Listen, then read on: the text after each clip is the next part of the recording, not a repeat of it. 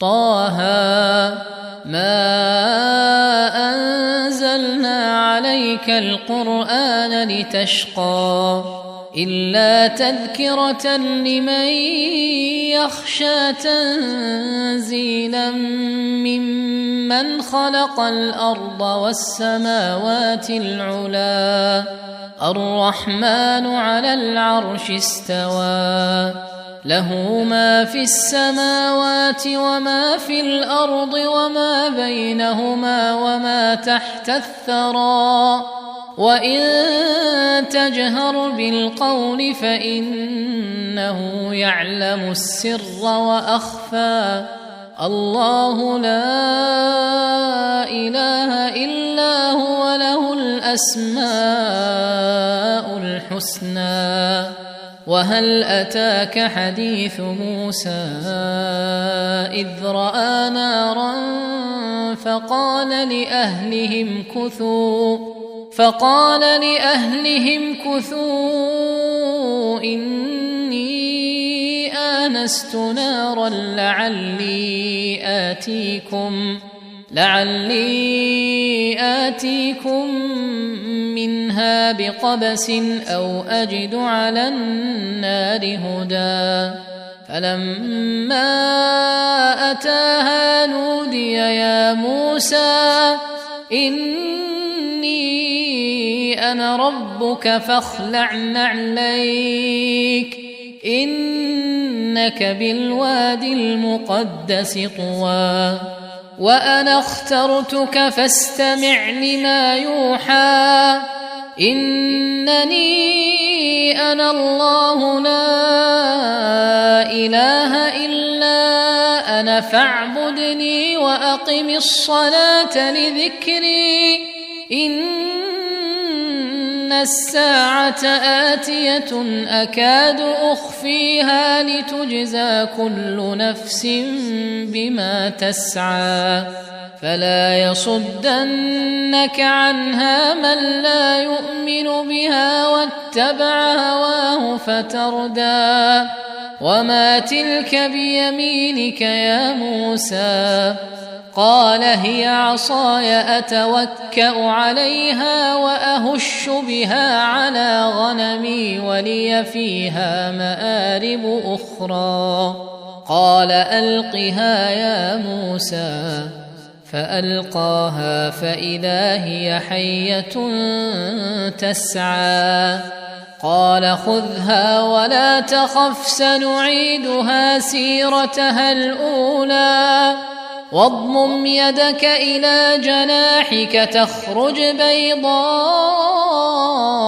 من غير سوء آية أخرى لنريك من آياتنا الكبرى اذهب إلى فرعون إنه طغى قال رب اشرح لي صدري ويسر لي أمري واحلل عقدة من لساني يفقه قولي واجعل لي وزيرا من أهلي هارون أخي اشدد به أزري وأشركه في أمري كي نسبحك كثيرا ونذكرك كثيرا إنك كنت بنا بصيرا قال قد أوتيت سؤلك يا موسى ولقد مننا عليك مرة أخرى إذ أوحينا إلى أمك ما يوحى أن اقذفيه في التابوت فاقذفيه في اليم فليلقه اليم بالساحل يأخذه عدو لي وعدو له وألقيت عليك محبة مني ولتصنع على عيني إذ تمشي أختك فتقول هل أدلكم على من يكفله فرجعناك إلى أمك كي تقر عينها ولا تحزن وقتلت نفسا فنجيناك من الغم وفتناك فتونا فلبثت سنين في أهل مدين ثم جئت على قدري يا موسى واصطنعتك لنفسي اذهب أنت وأخوك بآياتي ولا تنيا في ذكري اذهبا إلى فرعون إنه طغى فقولا له قولا لينا لعله يتذكر أو يخشى قالا ربنا إننا نخاف أن يفرط علينا أو أن يطغى قال لا تخافا إنني معكما أسمع وأرى فأتياه فقولا إنا رسولا ربك فأرسل معنا بني إسرائيل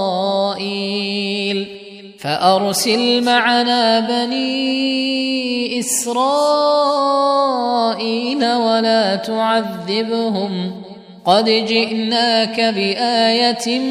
من ربك والسلام على من اتبع الهدى إنا قد أوحي إلينا أن العذاب على من كذب وتولى قال فمن ربكما يا موسى قال ربنا الذي أعطى كل شيء خلقه ثم هدى قال فما بال القرون الأولى قال علمها عند ربي في كتاب لا يضل ربي ولا ينسى الذي جعل لكم الأرض مهدا وسلك لكم فيها سبلا وأنزل من السماء ماء فأخرجنا به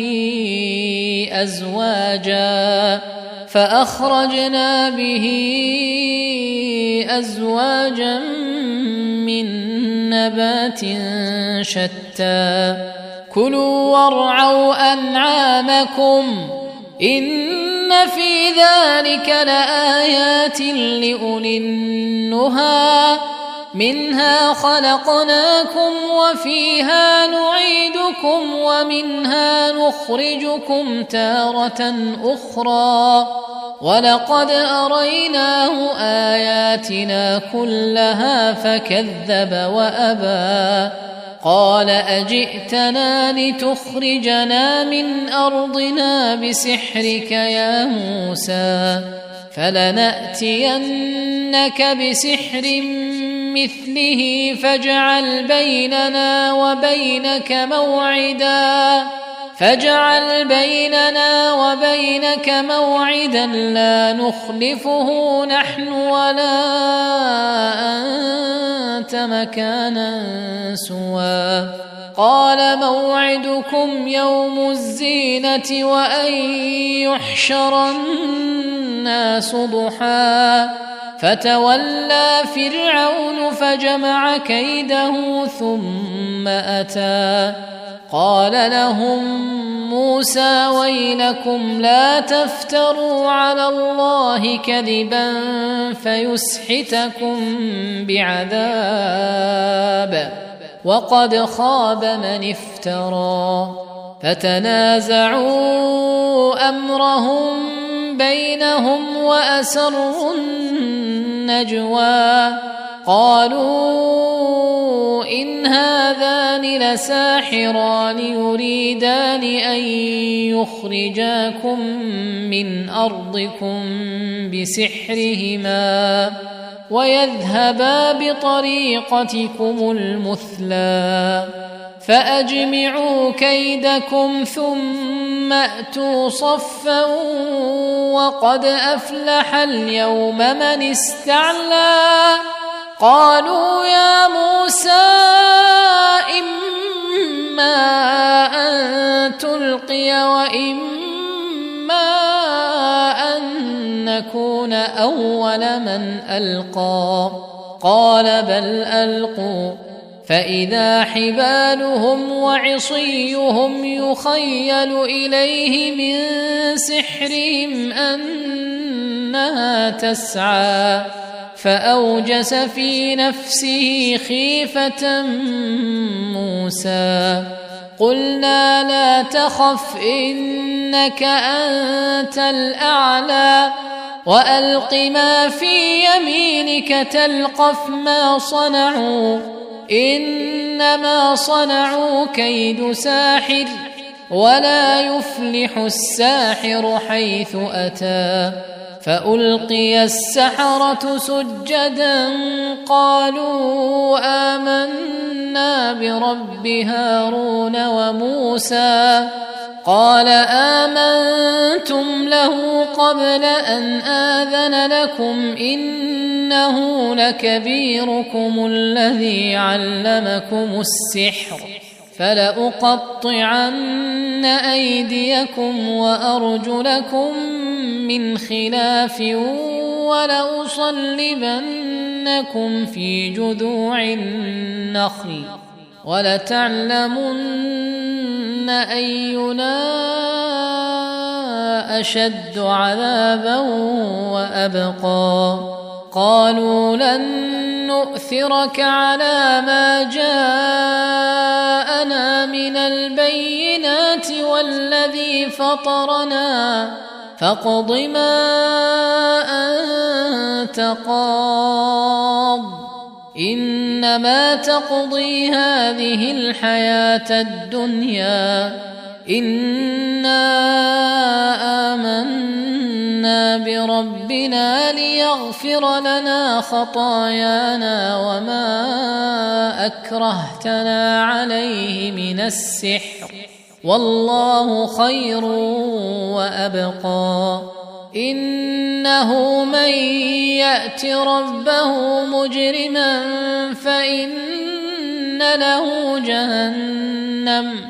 فإن له جهنم لا يموت فيها ولا يحيا ومن يأته مؤمنا قد عمل الصالحات فأولئك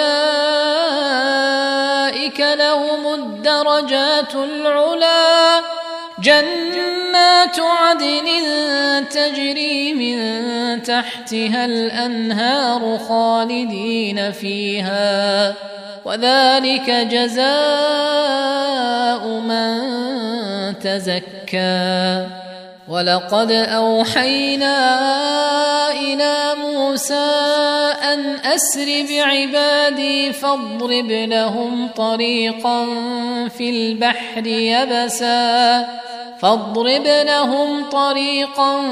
في البحر يبسا لا تخاف دركا ولا تخشى فأتبعهم فرعون بجنوده فغشيهم من اليم ما غشيهم وأضل فرعون قومه وما هدى يا بني إسرائيل قد أنجيناكم من عدوكم وواعدناكم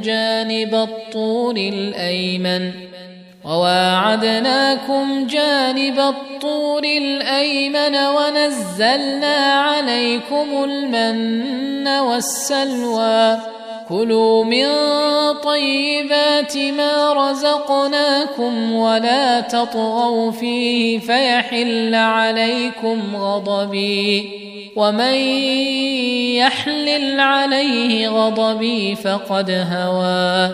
وإني لغفار لمن تاب وآمن وعمل صالحا ثم اهتدى وما أعجلك عن قومك يا موسى قال هم أولئك على أثري وعجلت إليك رب لترضى قال فإنا قد فتنا قومك من بعدك وأضلهم السامري فرجع موسى إلى قومه غضبان أسفا قال يا قوم ألم يعدكم ربكم وعدا حسنا أفطال عليكم العهد أم أردتم أن يحل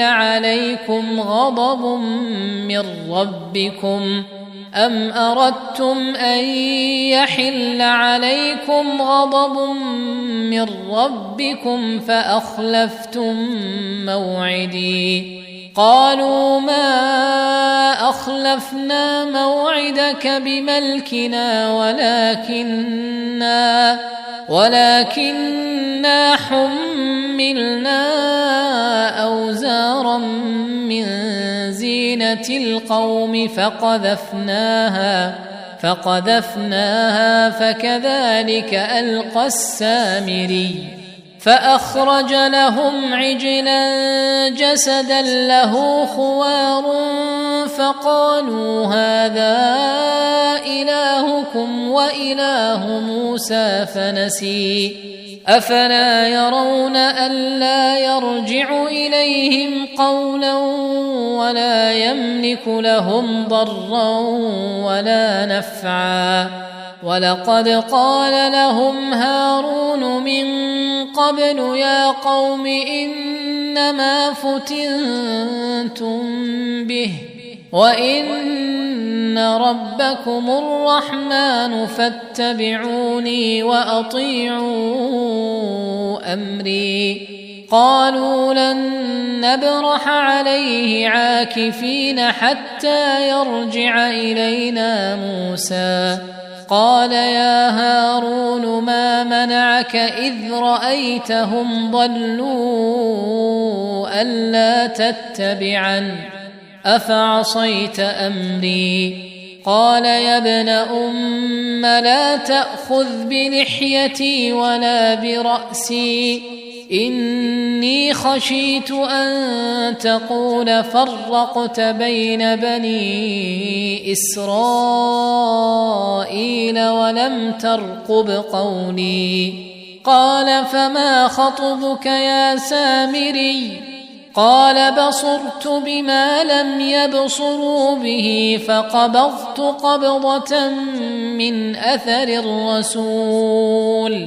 فقبضت قبضة من أثر الرسول فنبذتها وكذلك سولت لي نفسي قال فاذهب فإن لك في الحياة أن تقول لا مساس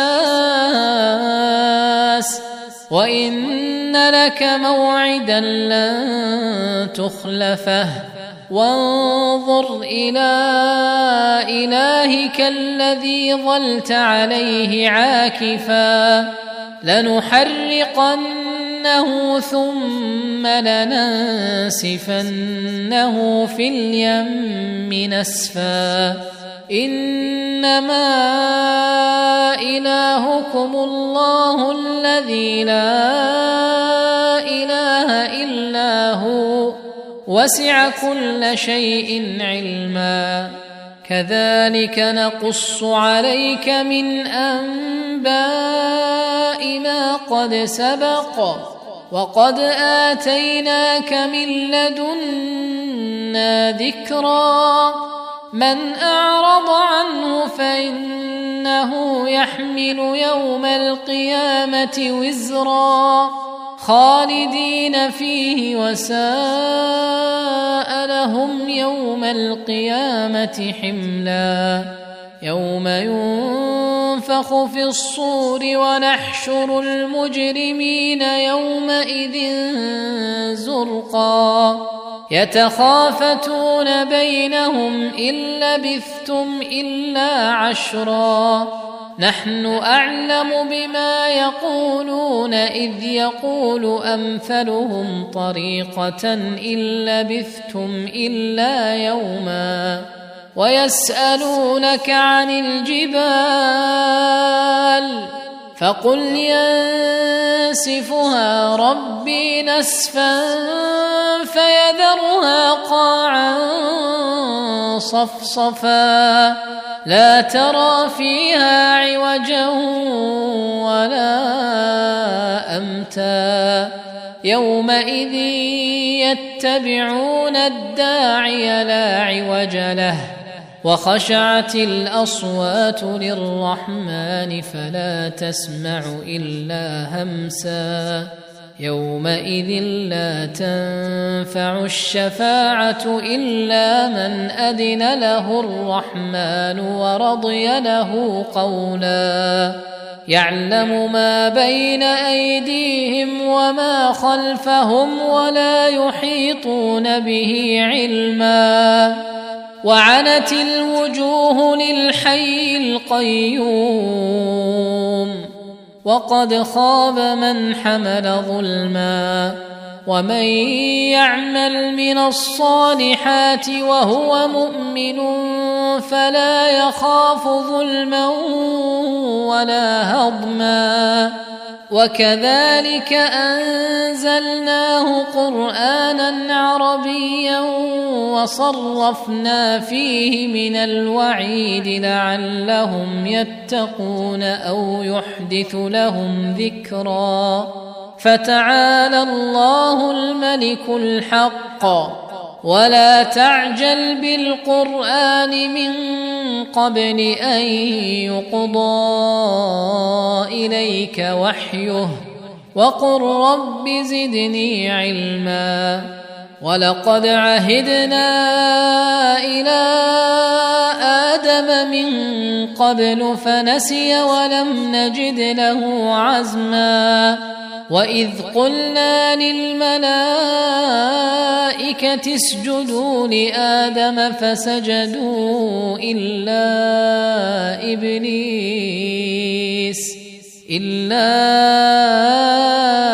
إبليس أبى فقلنا يا آدم إن هذا عدو لك ولزوجك فلا يخرجنكما من الجنة فتشقى إن لك ألا تجوع فيها ولا تعرى وأنك لا تظمأ فيها ولا تضحى فوسوس إليه الشيطان قال يا آدم هل أدلك على شجرة الخلد وملك لا يبلى فأكلا منها فبدت لهما سوآتهما وطفقا يخصفان عليهما من ورق الجنة وعصى آدم ربه فغوى ثم اجتباه ربه فتاب عليه وهدى قال اهبطا منها جميعا بعضكم لبعض عدو فإما يأتينكم مني هدى فمن اتبع هداي فلا يضل ولا يشقى